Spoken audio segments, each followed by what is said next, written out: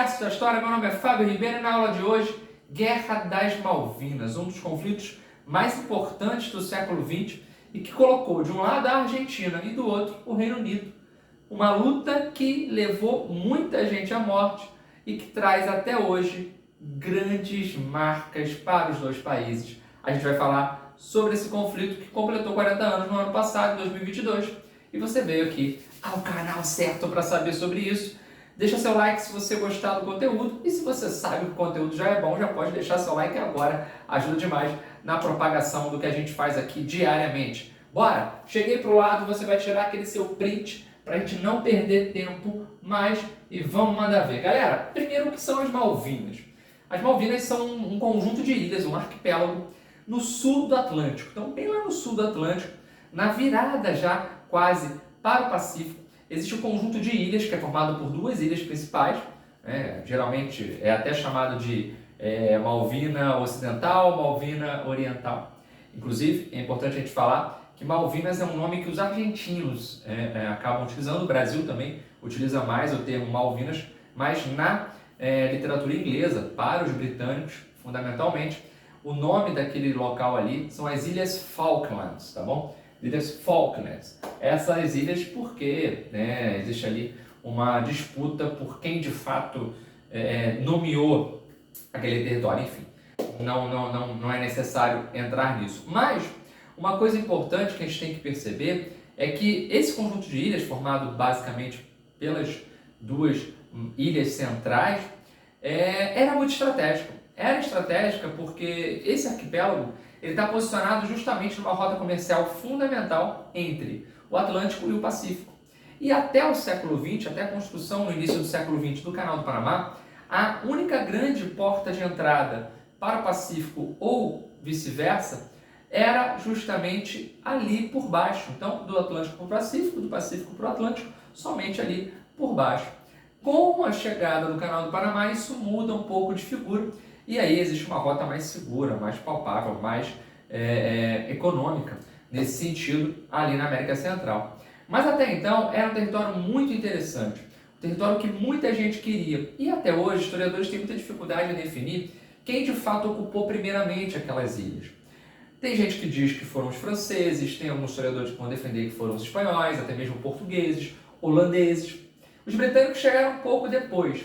O que se sabe, em linhas gerais, é que a Espanha, já no século XVI, vai reivindicar aquele território para ela, tendo em vista o Tratado de Tordesilhas. E o Tratado de Tordesilhas, pô, tu lembra lá, desde a aula do Jardim 3, a titia Teté já te falou, né? Ó, Tratado de Tordesilhas, você tem lá, de um lado, Portugal, do outro, a Espanha, beleza. A Espanha, baseada nisso, tendo a linha do meridiano de Tordesilhas como referência, vai dizer, olha, as Malvinas estão do meu lado, é minha. Mas se você lembra dessa aula sobre o Tratado de Tordesilhas, você tem aqui no canal, Expansão Marítima inclusive, você vai lembrar que muitos outros países não aceitaram, outros estados nacionais modernos não aceitaram esse tratado. Foi o caso da Inglaterra e da França, que por várias vezes tentaram adentrar naquele território e dizendo que não, a Espanha não tem direito àquilo. E aí você vai ver que nos séculos seguintes, tanto no século XVII quanto no século XVIII, vão acontecer várias incursões de franceses, principalmente franceses e ingleses, britânicos, ali naquele território. E a Espanha vai ter que, por várias vezes, expulsar essa galera de lá. Tem uma expulsão famosa, que é de 1764, quando franceses são expulsos de lá pelos espanhóis. Depois, em 1770, uma nova expulsão, um novo medo colocado em cima dos ingleses que tinham ocupado aquele território. A Espanha faz logo questão de mandá-los de volta para casa.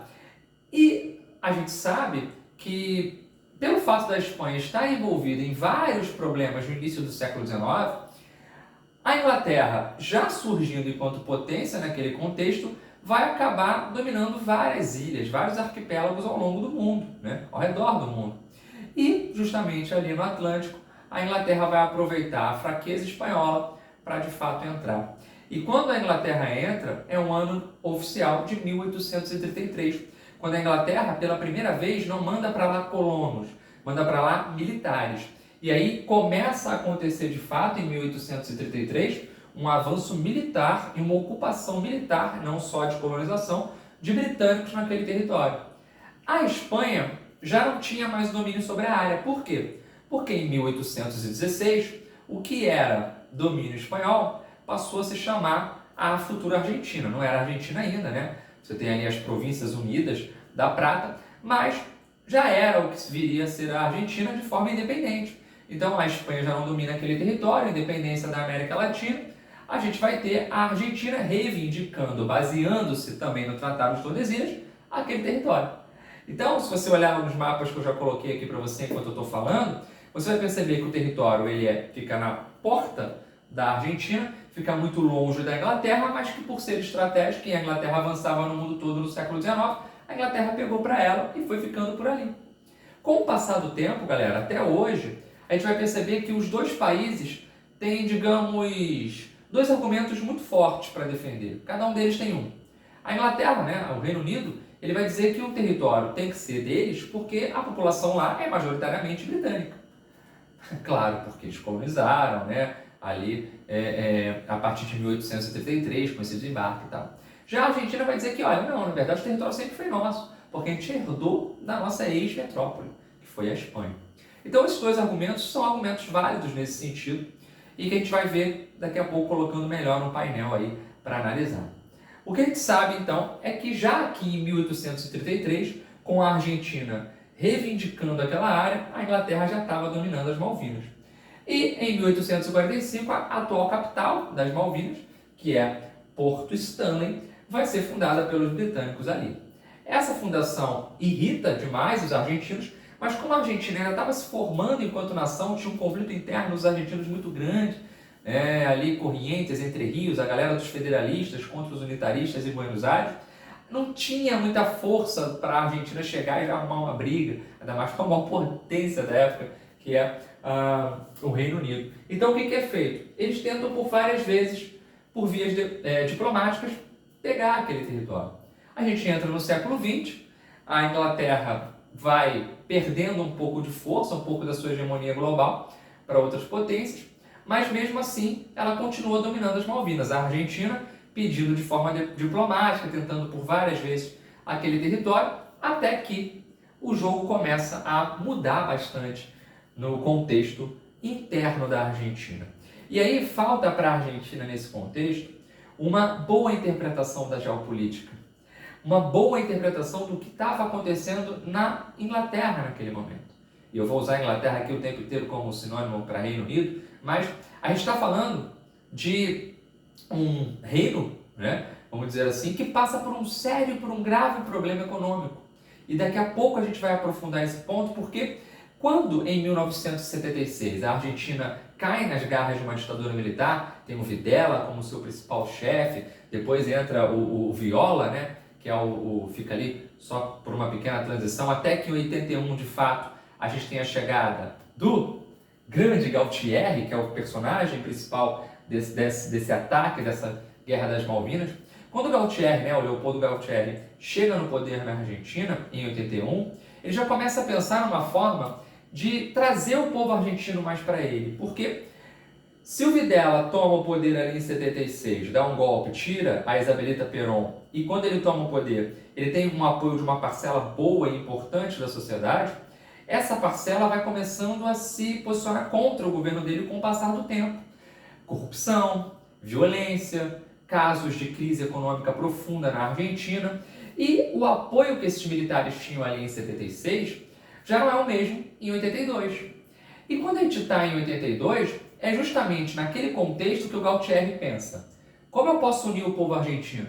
Eu posso unir o povo argentino invadindo as Maldivas, essa foi boa, Maldivas não, invadindo as Malvinas, é caro invadir as Maldivas hoje, invadindo as Malvinas e invadindo as Malvinas, o que vai acontecer é que justamente eu vou conseguir o apoio da minha população, eu vou fazer a população esquecer, vai ser uma cortina de fumaça para a crise econômica, para a corrupção, e eu vou trazer ali a soberania nacional, o nacionalismo, aquele ideal romântico. A ideia da Argentina nunca foi fazer uma guerra com os britânicos, porque na visão geopolítica da Argentina, os britânicos nunca iam brigar por uma área que está a milhares, né, de quilômetros de casa. E ainda mais que desde que o Canal do Panamá foi criado no início do século XX, as Ilhas Malvinas perderam muita importância. Esse arquipélago das Malvinas perde muita importância porque quase ninguém mais precisa passar ali embaixo. Só que aí, como eu falei, faltou inteligência da análise geopolítica argentina, porque a Inglaterra estava mal. O Reino Unido passava por graves problemas. E a gente tem a figura da Margaret Thatcher, né, que é ali a primeira-ministra e tudo mais, do Partido Conservador. Ela estava quase caindo, ela estava balançando no cargo, porque o Reino Unido passava por uma crise, um arroxo salarial muito grande, uma questão de enfrentamento aos sindicatos muito grande, bairros industriais inteiros com seus trabalhadores desempregados. Então era uma situação muito ruim. A Margaret Thatcher chegou a enfrentar também grave oposição de amantes do futebol dentro da Inglaterra, né, com sua filosofia neoliberal naquele contexto. Ela não estava sendo muito bem vista por uma boa parcela dos britânicos e, claro, ela precisava também de alguma coisa para poder, né, dar um engajamento, né, dar aquele like, fazer aquele match ali, pá, vamos embora. E foi justamente nesse momento que cai na mão dela, cai na mão dos britânicos, a ideia de que, opa, quem sabe essa guerra aí não vai me ajudar. Os argentinos invadiram, ocuparam, não tinha ninguém praticamente ali para fazer resistência nas Malvinas contra os argentinos. Os argentinos chegaram rapidamente ali no dia 2 de abril, né, aqui de 1982, dominaram o território de forma muito fácil. E a ideia da Argentina era depois forçar uma negociação pacífica e através de um tratado, beleza. Eles nunca iam imaginar que o Reino Unido ia querer brigar. E olha que briga o Reino Unido comprou, porque, como eu falei, a distância é muito grande, aí no mapa você percebe. O Brasil não dá seu espaço aéreo, nem a sua faixa continental para os britânicos pararem. O Brasil se coloca como neutro no conflito, na verdade fica muito mais ao lado dos argentinos que qualquer outra coisa, mas o Brasil diz que não vai se meter nisso, não deixa os britânicos pararem aqui nos nossos portos e tal. Eles não têm muito onde parar, onde reabastecer, porque é muito longe. Eles vão fazer uma operação cinematográfica, né? A maior operação de mobilização que os britânicos fazem desde a Segunda Guerra Mundial. Eles conseguem puxar as suas tropas parando numa ilha que tem ali no meio do Atlântico, bem pequenininha, uma ilha chamada de Ascensão. E essa ilha era o trampolim para que se chegasse ali nas Malvinas, né? E também numa outra ilha mais abaixo, que é da Geórgia do Sul, enfim. Aquele contexto ali, aquele mapa é muito complexo, porque as tropas faziam uma viagem muito longa, muito cansativa, precisavam de reabastecimento e vieram para cá navios, porta-aviões, veio para cá avião, veio para cá helicóptero, veio para cá submarino. A Inglaterra, de fato, o Reino Unido, de fato, desempenhou um grande esforço militar para esse conflito. A Argentina também entrou com um grande caráter militar, quando viu que a coisa deu uma aquecida. Mandou submarino, mandou seu maior navio de guerra, que foi afundado, inclusive, com grande parte da tripulação morrendo.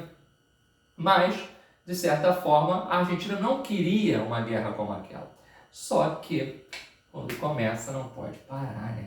Esse é o grande problema. E aí essa guerra vai começar no dia 2 de abril, vai durar até 14 de junho, quando, de fato, a capital é tomada, a capital que os britânicos chamam de Porto Stanley, para os argentinos é Puerto Argentino, né? É o Porto Argentino. É tomada a capital, o arquipélago é todo dominado novamente pelos britânicos. São 10 mil homens que vêm para cá nessa grande operação militar. E a Argentina não consegue aquilo que se pensava que conseguiria, né? A Margaret Thatcher consolida a sua força na Inglaterra. Muita gente achava que ela, inclusive, perderia o seu cargo, porque nas eleições parlamentares daquele ano, era muito provável que o partido dela não ganhasse maioria e ela pudesse ser substituída, mas ela se fortalece e o resto da história. Ela fica muito tempo na Inglaterra naquele momento. Já o contrário acontece com o Leopoldo Galtieri. Por quê? Ele vai acabar sendo culpado por uma derrota vexaminosa dos argentinos, entrando numa guerra que não tinha como vencer, uma interpretação geopolítica ruim do que estava acontecendo com os britânicos naquele momento, faz a Argentina entrar, o Galtieri vai balançar no cargo e vai embora, né? Tanto é que um ano depois, em 83, a ditadura militar argentina acaba de vez. As críticas foram muito grandes. As Malvinas, né, essa guerra das Malvinas, foi sem dúvida um divisor de águas para essa história da Argentina no século XX. E também, como não, para os britânicos naquele contexto.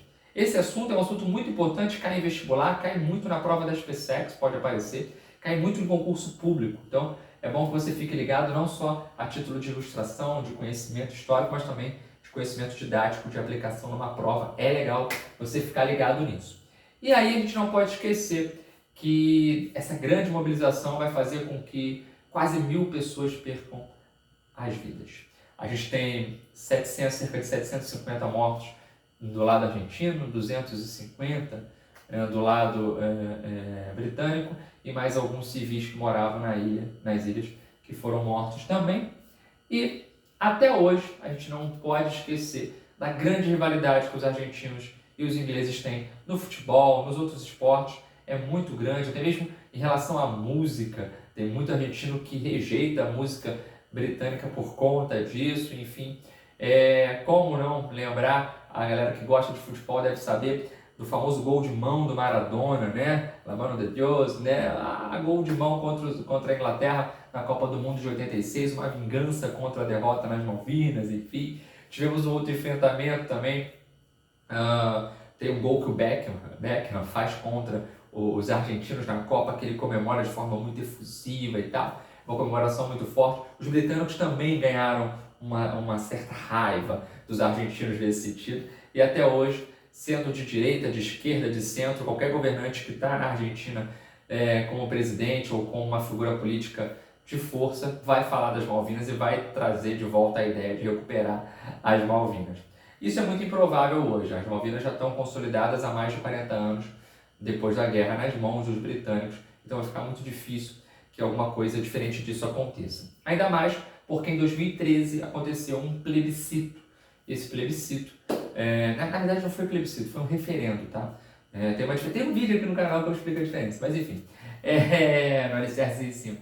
Um referendo onde em 2013 99,8% da população vai dizer, olha, eu quero ficar com os britânicos. É claro, a Argentina não vai aceitar esse referendo e vai dizer, peraí, a população quase toda é de origem britânica, tu acha que eles vão votar em quê? Não é assim que se resolve, historicamente é meu, não tem isso não.